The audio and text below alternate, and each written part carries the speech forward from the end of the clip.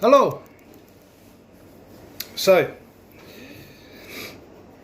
I thought I'd start doing a few more videos for YouTube, mostly because I'm a jobless bum and there's a big pandemic going on and people are panic buying probably the wrong things because you can't eat toilet paper.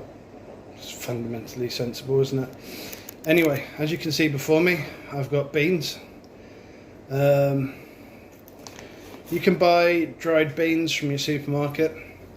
These are actually Pinto beans. I tried to rub out the name, but the pen's not very good. They should all be viable and able to germinate. So not only have I made myself 2 food sources, I've got dried beans that I can soak and make into baked beans or something like that with a tin of tomatoes. But in a couple of months, I've got fresh beans. So not only with pinto beans, but runner beans and French beans, which are Belotti? No, doesn't matter. You can eat the pods, the seeds, and they are good vitamin and mineral source. So I urge people to think about what you're buying in your shopping. You want something that will last longer, and you want something that you can possibly grow and give yourself an extra food source. So if you're going to buy your perishables like tomatoes and peppers, well, think what's in them. There's seeds in them. Take those seeds, grow yourself some tomatoes, grow yourself some peppers. I wouldn't advise on growing tomatoes now, because you should have done that in September, because they need a lengthy period to get through that vegetative state, to get to flowering state, to give you fruit. But it doesn't matter now. This is where we are. This is how we are. We just got to get on with it. Other things like potatoes. If you've noticed, you put potatoes in your cupboard, it's dark, maybe slightly humid, and then they start chitting. You can pop those out in your garden. I've had potatoes out in my garden over winter. They're still viable. They're growing again.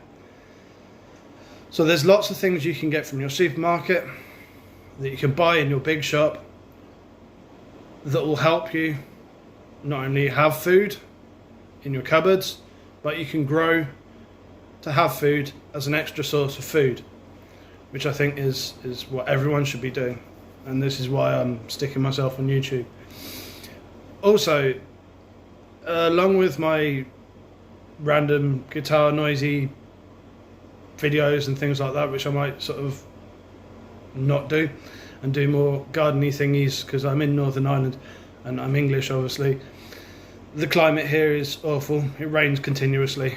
You get a basket of washing, bright sunny day outside your windows, step outside the door, it's gushing with rain. So the trials and tribulations of what I've experienced over the past 6 or 7 years-ish of growing different things, what do work, what doesn't work, what you need to try and get the things that don't work to work, like tomatoes.